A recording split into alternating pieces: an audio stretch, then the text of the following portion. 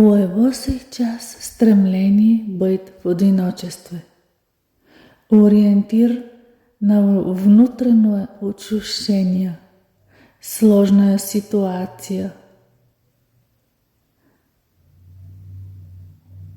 Смелост в принятие решения будет.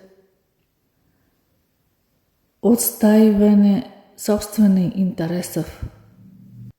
Для дългожданни успехов, високи достатък, домашний уют, пълнота жизни, стабилност, богатство, възможности для реализация цели сегодня. У его нужно получение съветов, възможно появление властного покровителя, необходимост действовать логично. А почему он так холодный с тебя? Почему он блокирует тебя? У него может быть зависимость от партнера, отказ от прежних взглядов. Время отпустить прошлое и двигаться дальше.